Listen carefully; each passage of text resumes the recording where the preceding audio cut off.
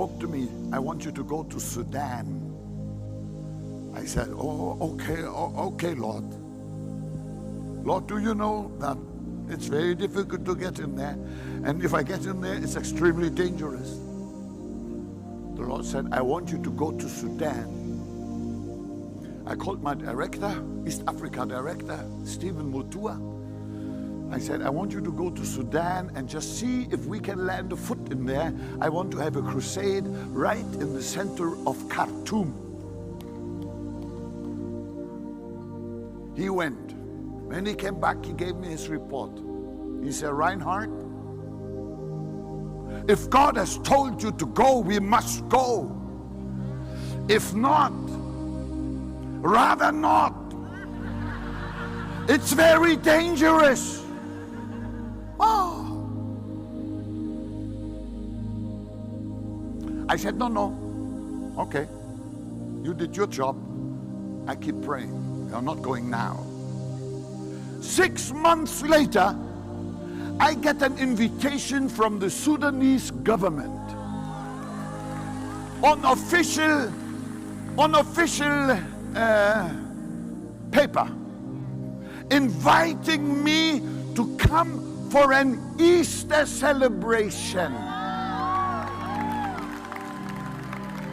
saying the few Christians in Sudan were there before the Muslims came. And the Christians have the right to celebrate Easter. And the government gave those Christians the choice to invite one international preacher. I don't know how they picked me, but I grabbed it with both hands. We are going.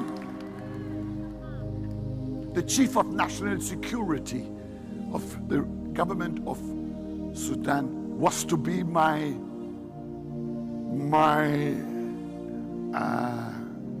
in charge of my safety, for my security.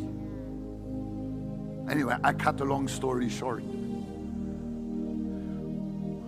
We got the parade ground in the middle of that city. I thought we'll have a small crusade, but it's Sudan. The first night came. We counted. It was a small crowd, only 30,000. But it doesn't matter.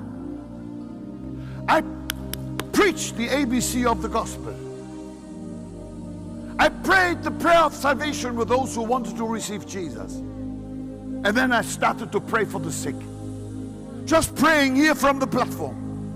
Can't go down, lay hands on everyone. The Lord told me long ago, that's not necessary. He is in the crowds with his hands.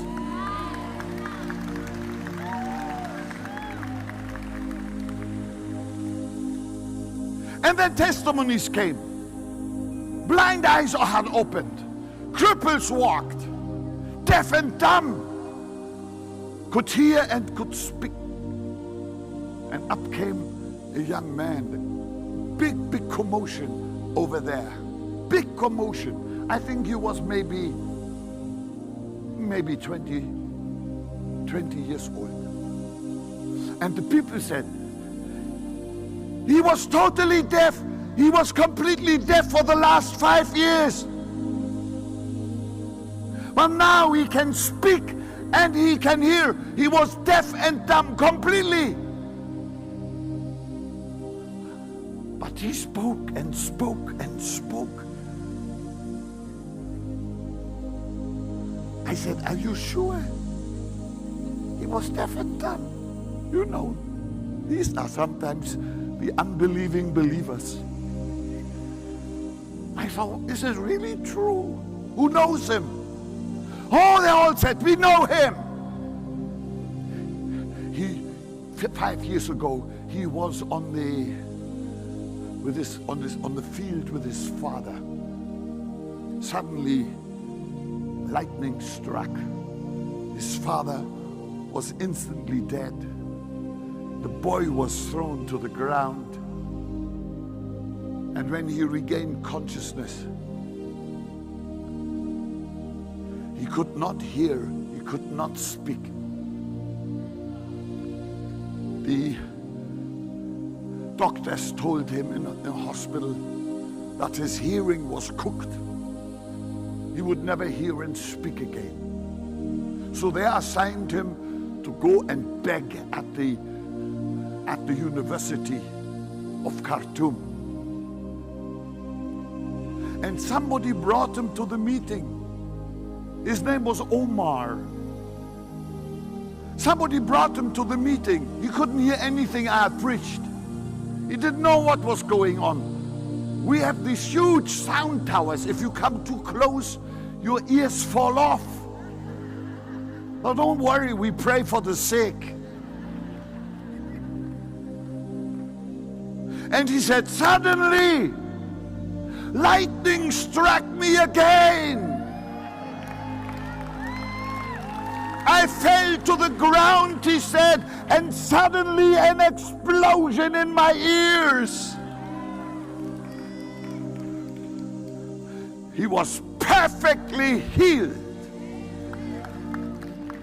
What a mighty God we serve. That was just one miracle, I think, of thousands. I preached there for 6 days. Every day. The crowd, first night 30,000, next night 50,000, next night 80,000, next night 150,000, next night 200,000. And when I arrived the last day on the field, the green square in Khartoum, I was in a building ready to go out and preach.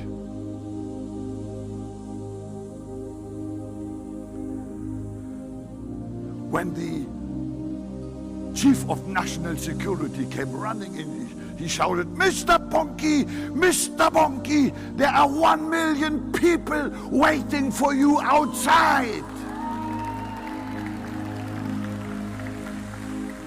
Wow.